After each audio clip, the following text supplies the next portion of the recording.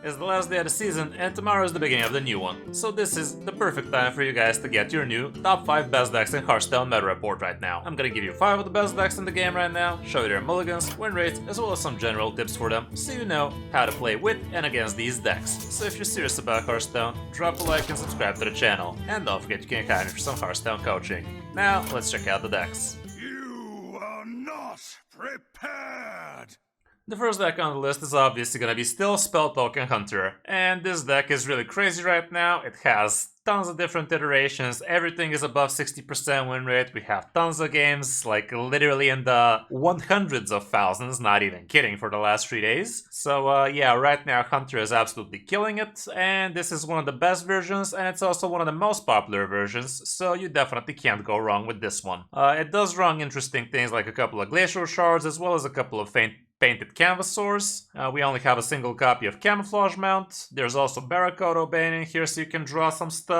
And yeah, the rest is very much standard stuff. We also have a couple of kill commands which you don't see in every list, but this one does run it. Obviously the Ziliax is discount by 1 as well as go +1/+1, so nothing that special on that front. And yeah, you basically go white with this deck. You chip in a lot of damage here and there, and you do have the finishers in the form of kill command, in the form of Agrimar, 15 damage on a stick kind of deal. And with Saddle Up, it's very easy for you to actually make very unkillable sticky boards, so that definitely is your main game plan in most cases. The nerf to the deck definitely didn't do all that much, like just chipping 1 durability off Jungle Gym really isn't that big a deal, and we rarely got to use the last charge anyway, so really negligible difference after the nerfs for it in terms of power. So hitting Legend with this one, if you know what you're doing with it, should not be a problem in most cases. Matchup wise, here's what the stats show. Your only bad matchup would be Flood Paladin, but everything else is hella green, including things like Highlander Warrior, which a lot of people have a misconception of being a hard matchup for you. It's really not hard, you just gotta be good against playing their different removals, and you gotta know how to build sticky, unbeatable boards. And the only really bad removal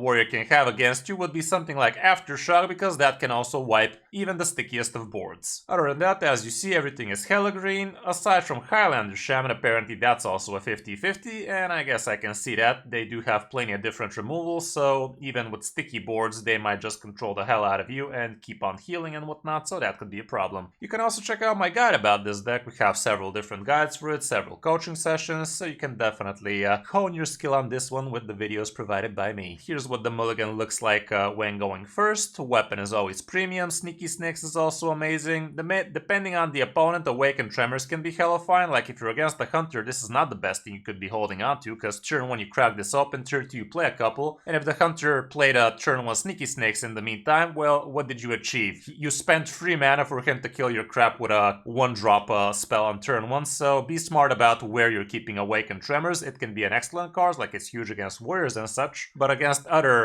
tokeny decks like Flood Pally, like Hunter, you're really not gonna get the most out of it that way. Musician ain't bad on turn 1, Miracle Salesman still great, RC Rampage is always a keep. Patchwork Pals is something you could think about in certain matchups, but it's not always gonna be a keep for you. And Saddle Up is also another card you might consider keeping, especially if you already have a good curve going, like if you have Sneaky Snakes and Weapon already. Saddle Up can be an excellent turn 4, or heck, even turn 3 if the opponent doesn't do much about it. As for going second, the situation is not much different, but here even Ziliax becomes a lot more keepable, and you can definitely do some crazy things, like even a turn 3 Ziliax is a thing. If you're against other tokeny decks, that can work out, but if you're against Paladins, you might still be careful going too wide against them, because they have very cheap removals, and with the help of their 2 mana free freeze, that can be quite the problem very fast. Saddle Up is still great, and yeah, the rest looks pretty much same stuff. In this variation of the deck, Jungle Gym is not something you normally look for, but it could be a consideration in certain hands. On the number 2 spot, we also have this new Breakfast Hunter. I really don't get why it's called Breakfast. Like, sure, it has a single egg, but the whole deck becoming breakfast, like, where's the bacon, Hearthstone? But yeah, this is a Reno deck, and it's actually quite interesting, quite powerful, again above 60% win rate, and a lot of people won't even expect you being Highlander for the first few turns, because a lot of the time you will be curving out pretty much straight up as the Spell Token Hunter. We are also running the secret package in this one, which is kind of cool. We have Greedy Partner in here so you can get your bigger stuff faster. Basically, the entire Spell Token Hunter package is in here because it's basically the best cards for the class right now. We also have things like Pozic, Speaker Stumber can be pretty nice. The Highlander dude is also not bad. The Mystery Egg helps you get your expensive stuff a lot cheaper, which can be cool. We don't have actually a Death Rattle trigger in this one, which is kind of interesting, but I guess it doesn't need it or something. We have the Big Beast package, as well as the Obsidian Revenant, which can be hella sticky. We even have the Highlander Marut, which is kind of a weird inclusion, but I guess it can work somewhat. Tyrannosaurus got a little bit buffed, so it's also in here. Strangleform can give you all of those big dudes. Thunderbringer can give you all of the good beasts and elementals for your deck, and you don't really run that many elementals in here, do you? Like, what is the elemental you actually have here, aside from, like, is the Highlander guy even an elemental? No, he's a Tauren. Is there an elemental in here, or am I blind? Oh, this thing's an elemental, but that can be sexy as hell. So yeah, I guess Thunderbringer does have a few shots for some pretty big high rolls, not to mention the beast you're gonna be getting is gonna be of the large size, like a King Plush, like a Tyrannosaurus, that kind of deal, King Mukla. So yeah, I guess you could have a jolly good time with this one. And the Ziliax in here is gonna be the perfect module plus costs one less. Okay, that's interesting, I guess. It's gonna give you some early game stabilization and whatnot, so yeah, I can get behind that one. Matchup-wise, here's what the stats show. Apparently Spell Talking Hunter is not that great for you, but everything else looks kind of fine, at least from the popular matchups, so you got that going for you, which is nice. Mulligan-wise, here's what the stats show going first, and it's a Highlander deck. Like, you're just gonna try to curve out as best as you can. You're not gonna be holding on to Mukla. 0.8 decided otherwise, but that's not very critical mass to take into consideration. Costume Singer is gonna be great. Basically, just keep the good early game cards, and if you already have a decent curve, you might consider some good tech cards depending on the matchup. Like, if you expect it to be an OTK deck like Nature Shaman, Speaker Stomper might buy you a turn and whatnot, things like that. As for on the coin, again, basically try to curve out kind of deal. Even Ziliax is a consideration, I guess, against certain opponents it can work out, but all around be smart and try to curve out as best as you can. For other good Hunter decks, like I said, tons of different iterations for the last 3 days, Diamond to Legends. And this is the spell token I showed you. And here is the Breakfast Hunter I showed you, 2400 games. So both the decks very populated, very high win rate, very respectable stats. And yeah, you're gonna have to scroll quite a lot to see something different. There's also a iteration of both Breakfast and Spell Token Hunter. Like, it runs basically all the spell token crap, 2 of. And you also have things like Yelling Yoddler, the eggs, and some big beasts at the end. So that can be interesting as well. And yeah, the opponent is not really gonna expect you having this big package at the end. You still basically curve out perfectly well with your spell token action, but you're not running things like Agrimar, Kill Commands, and all of the marginal cards we basically included in the other iterations. And that also has like hella good results, and it basically gives you an entire different alternative game plan. Like, the opponent feels like they controlled your early game, and suddenly big men start popping out and they don't know what to do. But other than that, we don't really have any other route for Hunter just yet, it seems. So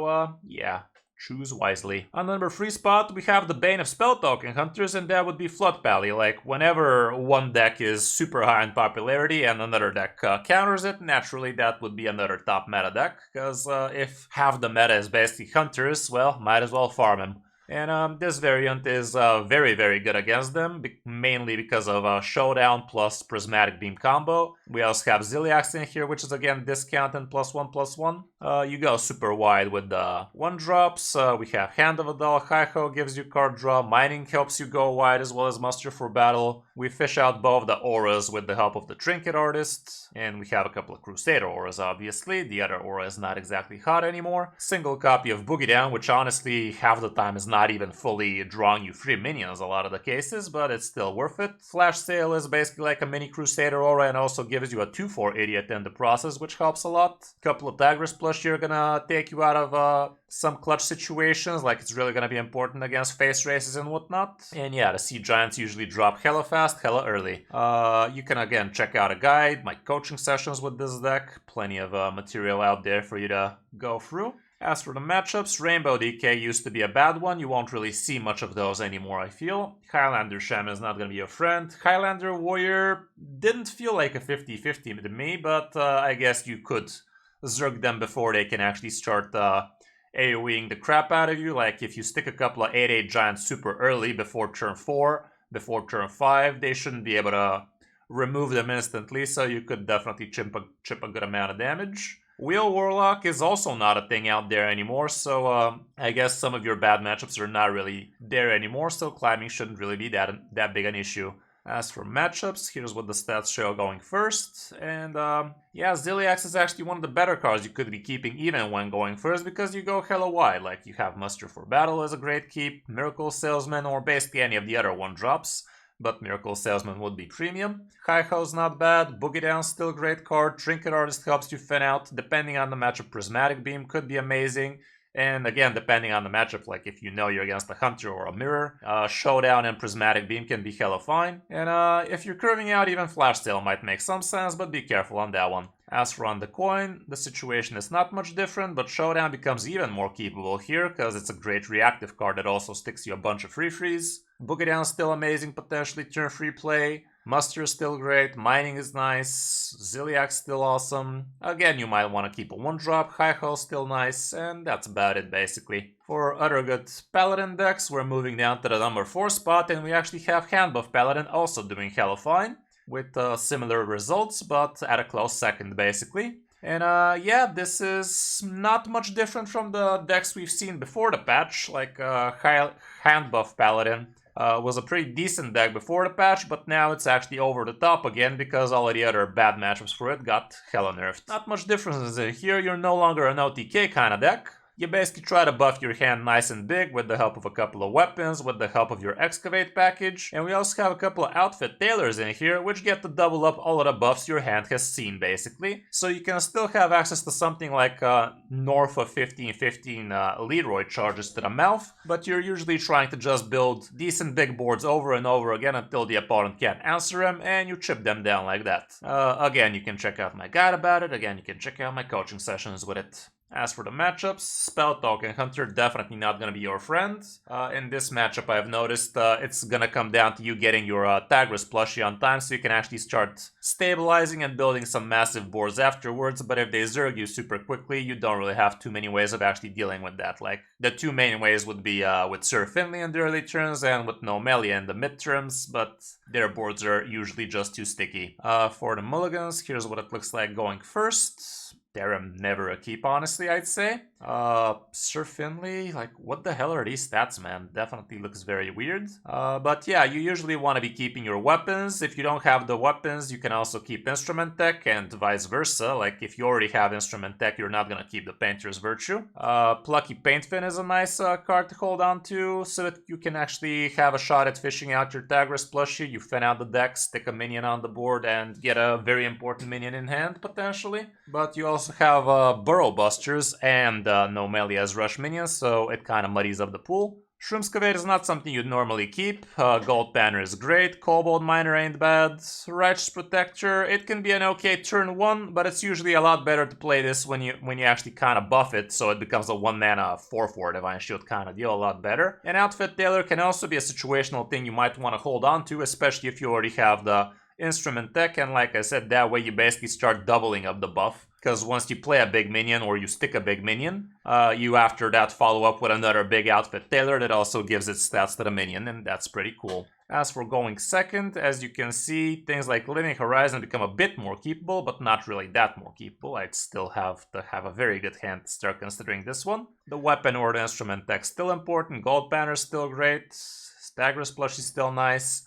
The Ziliax here is actually the twin module and perfect module, so I have no idea who in their right mind decided to keep this going second. Like, what, you're gonna drop this on turn 8 and stabilize? Bit late in it. But yeah, situation is not much different. For other good Paladin decks, there's also Highlander Paladin out there, actually. There's also this weird version of Handbuff Paladin doing okay. Several different iterations of Flood Pallies and whatnot. Here's the Highlander I was talking about, sitting at 55% win rate. Nothing to scoff at, but nowhere near as busted as the other things I showed you. Like, look at this, 60% with 12,000. Handbuff has 59 with 1500. Definitely not bad stats for those. Yeah, Urban Paladin is still trash, and basically iteration of those three would be your best bet. There's even Flood Paladins running things like South Sea deckhands, which feel kinda interesting, but as you see, they're not as good. And lastly, we obviously have to talk about Highlander Warrior, which is arguably the best deck in the game right now, at least according to most of you guys. The stats It shows close to 60% win rate, that's for sure. I'm pretty sure a lot of people misplay and always try to win through brand, however, so that definitely is going to be muddying up the results. But yeah, right now Highlander Warrior is super strong. You can again check out my coaching sessions with it so you get a better idea of what to do with him. Especially the last coaching session with it was probably the best game in my life. Like the final boss, not even kidding, that was the most epic shit ever. But yeah, this is one of the best variants of Highlander Warrior right now. You're gonna notice ETC is different than in a lot of these different iterations. This one is opting for a second Dirty Rat, for a second Fizzle, for a Fizzle, and for a second Viper. And basically with these choices, you're gonna have a lot better time against the mirror matchup, like trying to Dirty Rat the opponent's brand kind of deal, Vipering the opponent's Ignis weapon in most cases, and Photographer Fizzle can also be insanely good. But yeah, the main game plan with this one is usually if you're against slower matchups, you try to find your brand, and after you find your brand, you play the Boom Boss, shuffle 6 bombs in the opponent's deck. You might even go a step further and actually have a Fizzle picture of the Boom Boss, and that way you can theoretically even shuffle 18 bombs in the opponent's deck, but that's really unlikely to happen and also probably not needed. Like when you shuffle 6, that's usually more than enough. Sometimes you even just shuffle 3, especially if you have it in a Fizzle snapshot, and that way later on you can shuffle 6 more after you find your brand, or still just 3 more. And that's usually hella fine. Inventor Boom can be hella tempo card, like if you have your Ziliax already dead, if you have Burrow Buster already dead, that can be a decent amount of pressure while healing you and clearing the boards. And yeah, that's the main game plan. Like let's say it's the main game. It's the main game plan to go brand into Boom Boss, but against aggro matchups, you just try not to die, and usually that's enough. Against those matchups, you really don't care about either brand or Boom Boss. It's all about surviving long enough till you can stabilize, get your Reno out, get your Ziliax out, that kind of deal. So if you're against aggro, card draw and removal is king. If you're against slower matchups, card draw, brand, and Boom Boss are king. And be careful when you hold on to your brand against the slower matchups, because a lot of them tech in Dirty Rats against you. So whenever that's the situation, try to be keeping a big minion size in your hand. Like if you don't have a minion that generates another minion, aka let's say Towncrier that draws you a Ziliax, best actually to hold on to that minion. Like best not to play the Kobold Miner, best not to play the Steam Guardian, just so you can actually hold on to a bigger minion size and make the opponent's chances worse in actually pulling out your brand if you're suspecting a Dirty Rat. So in those cases, just try to make a bigger hand size, like play your shield blocks, Gara's Gift into another shield block. You could also potentially play Needle Rock, because at least that draws you more cards, potentially more minions. You could play your Stone Skin Armor, because that draws you a couple of cards, could be a couple of minions more, that kind of deal, and that way you're gonna have better odds of actually not getting ratted out. Matchup-wise, here's what the stats show, and you really don't have bad ones, but the Hunter matchup is definitely very sketchy against these guys. Forget about Bram, forget about Boom Boss, it's all about surviving. It's all about reaching your Ziliax turn, reaching your Reno turn, and holding onto your coin, holding onto the Greedy Partner coin. That can help you do a turn 7 Reno or Ziliax, or heck, you could even get lucky with the first Excavate and get a couple of coins like that, and potentially that's a turn 5 Reno or Ziliax, which is game over right there. But you basically gotta know what you're looking for here so you don't get zerged down, and also gaining tons of armors can help you as well. Mulligan-wise, here's what the stats show. Again, it's gonna come down to the opponent. If you're against fast matchups, you look for card draw and removal and armor gain. If you're against slow matchups, you look for Bram, Boom Boss. You're not gonna straight up look for Boom Boss in the Mulligan when going against slower matchups, but Bram and card draw is usually the way to go in those cases. And same goes when going second. It's all gonna come down to the matchup, guys. Like, mulligan accordingly. I'm not gonna go over too much. Basically, be smart about it. Try to plan out what you're gonna be needing against each opponent, and that's gonna help you mulligan accordingly. For other good warrior decks, there's really nothing else to say here. It's all about Highlander Warrior, and lots of it. We don't even see Odin Warrior anymore, like literally not a single one. There's this weird warrior. That's very poetic. but apparently that's above 50%. And what else do we have here? Another warrior, mech warrior, whatever that's supposed to be. So yeah, Odin warrior nowhere to be seen. The latest nerfs definitely were the final nail to the coffin there, huh? For the classes we haven't mentioned, starting off with Death Knight, best bet would be Plague Death Knight still, but it's definitely not that amazing. Rainbow DK is still out there too, but the class definitely has seen better days, even though it still holds its own against things like Hunter, so it has that going for it, which is nice. With Demon Hunter, your best bet would still be Sharper Demon Hunter, the classic variant, not the Sharpshooter variant, and we have several different iterations of it. Plenty of games to it, above 56% mostly, so all-around climbing still should not be an issue with it. Outcast Demon Hunter apparently is playable, but not as good as Sharper, so there's that. Druid, I honestly thought about including it today because it's hella popular, but as you see, it's not as powerful, at least according to the stats. I have a feeling this is gonna be coming down to some skill issue action. But the hero power druid is definitely nothing to sleep on. It's actually doing hella fine in top 1000, so that's, well, that's not hella fine in my book, but still, I have a feeling the better you are with this deck, the better the results. Like, you are going to be able to flex some skill with this one, and a lot of people still don't know what to expect out of you, because the deck is really fresh, it's still under construction, basically, and I'm not sure if people have discovered the best variant, but yeah, this one has definitely decent results, decent sample size, so it should be a good starting point for you to tinker with. We also have different iterations of Dragon Druid out there, which are looking interesting. But yeah, mainly Hero Power Druid is your best bet right now. Highlander Druid is also a thing out there, but not that amazing. With Mages, wow, Mage has seen better days. Elemental Mage is still the best performer, but sitting at 52, can't really say best at it. Like, it's the least mediocre variant, I guess, is a better term. But at least this one is basically free, so it has that going for it. Rainbow DK, Rainbow Mage definitely got wrecked, because you no longer have 0 mana Miracle Salesman crap, and the combo becomes a lot more expensive that way. So, yeah, just Spell Mage also kind of dog shit, and I'm happy for that, because random decks like that, they are not my cup of tea. With Priest, Zarimi Priest is still your best bet, and apparently this variant is actually doing hella fine, 59% almost, with 1000 games. That looks nice. Did they actually make any changes to it? Looks pretty much the same thing, but you're actually running things like Clay Matriarch nowadays, which is going to be muddying up your scale replica, I guess, but with the 8 Dragon's Blade requirement on Zarimi, I guess you're not exactly in a hurry. So yeah, this would be a nice Zarimi Priest for ya. There's also different other iterations with lesser win rate, decent sample size, however. So yeah, plenty of options there, but it's all Zarimis. With Rogue, Mining Rogue seems to be actually popping off. Again, the better you are in the game, the better the results with this one. It's definitely a skill testing deck. You are gonna have to be very smart about how you combo all the random crap you're discovering. And we have Tess Greymane at the end, so if you're actually wanting to build some pressure with Tess at the end, you're gonna have to try and not pick heavy removal like Twisting Nethers and basically board resets like that. So yeah, be smart about how you pilot excavate nowadays. Weapon Rogue is playable, but hella mediocre, it seems, 52.5. And Pirate Boat Rogue, still absolute trash. Like, it's actually on the second page. Where the hell is it? Could have swore I saw it somewhere. Yeah, here's a Boat Rogue, absolute trash kind of deal. And Wishing Rogue is also nothing to write home about.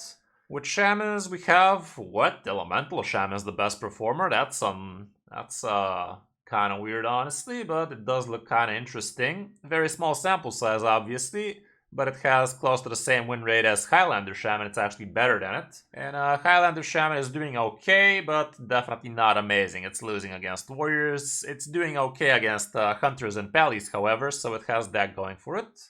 And lastly, we have Warlock, and Sludge Warlock was actually above 60% a day ago. But the more people started playing it, the less the win rate, and now it's sitting under 57, still respectable play rate and respectable win rate, so Sludge is definitely your best bet right now. However, there's also Snake Warlock, which is kind of abusing the Snake reward plus Alexstrasza. You can actually OTK, not OTK, but Alexstrasza basically deals 15 damage. If you've actually sucked the opponent 3 times, you get to kill it with Alexstrasza, which is definitely not something you would normally expect, but apparently Alexstrasza considers the hero at 30 health at all times, and once you've actually sucked 21 health out of it with the Excavate rewards, Alexstrasza sucks the leftover 9 health, technically 15, so you go -6 that way, because apparently she starts counting from 30 every time, and she sucks 15 extra. Very weird situation. I'm actually curious if the dev team is gonna fix this weird interaction, but right now that's how Snake Warlock is getting a little bit better stats here, because without the Alexstrasza abuse, feel like the win rate is going to be a bit lower. Pain Warlock is also still playable, but like I said, Sludge is just best. So that's going to be it for this top 5, guys. Hope this helps you figure out what you want to be playing on the last day of the season, as well as in the new one. If you're serious about Hearthstone, drop a like and subscribe to the channel, and don't forget you can hire me for some Hearthstone coaching. Thanks for watching, I'm Kris05, and I'll see you in my next video or stream.